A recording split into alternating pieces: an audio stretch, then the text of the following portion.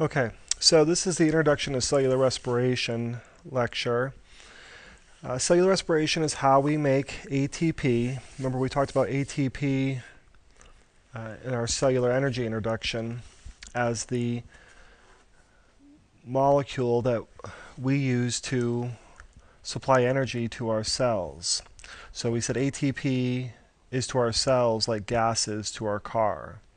ATP is that fully charged molecule, where ADP is the partially charged. To make ATP from ADP, we've got to add a phosphate group, and the energy is stored between the bonds of the second and third phosphate. So we make ATP from organic molecules like glucose, and glucose is the one we use because it is easiest one for us to understand. So cellular respiration happens in the cytosol of the cell and in the mitochondria of the cell. And when we did the cell organelle unit, we talked about mitochondria being the powerhouse of the cell. It uses electron carriers, NADH and FADH2. We'll talk about how those are formed. And the electron carriers just carry high energy electrons from the breakdown of the glucose. There are three main parts: glycolysis, Krebs cycle, and the electron transport chain.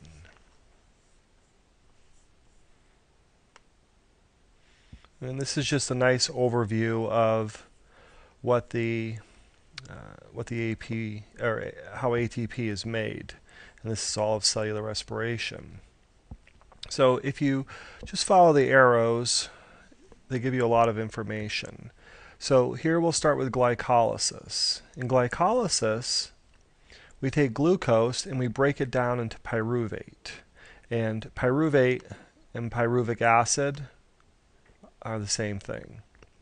So we're going to take glucose, we're going to break it down into pyruvate. When we break the glucose down, we can make some ATP.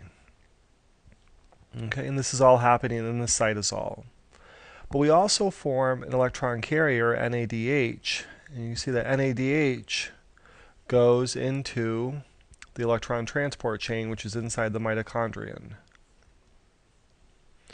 Okay, the pyruvates then pass into the mitochondrion and go through something called the acetyl-CoA reaction and the Krebs cycle.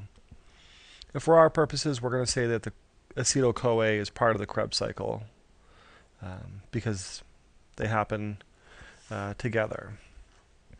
So in the Krebs cycle, we get some more ATP made, but also we get electron carriers NADH and FADH2 made, and those go to the electron transport chain. The electron transport chain is where we make most of our ATP. So this is like the big payoff of how we're going to make our ATP, because the electron transport chain is going to use all of the electron carriers, those high energy electrons, to make a lot of ATP. So the electron transport chain is where we make most of our ATP. All right, those electron carriers, they're made during glycolysis and the Krebs cycle. Let's fix this B here. Okay, they're used to carry high energy electrons to the electron transport chain.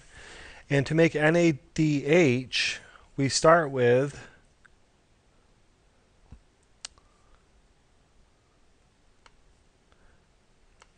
NAD,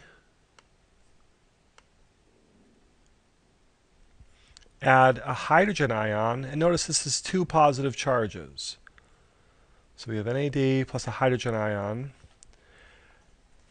This is a neutral molecule, so it doesn't have a charge. So we know that we're going to pick up two electrons. So those two negative charges will offset those two positive charges. And that forms our NADH. FAD, notice that doesn't have a positive charge, picks up two hydrogen ions and two electrons to form FADH2. All these electrons, these high energy electrons, are coming from the breakdown of glucose. Okay, and then other things to review: aerobic processes use oxygen, and anaerobic processes don't use oxygen. Glycolysis and the Krebs cycle are anaerobic, so they don't require oxygen. Electron transport chain is aerobic because the oxygen is used as a final electron acceptor in the electron transport chain.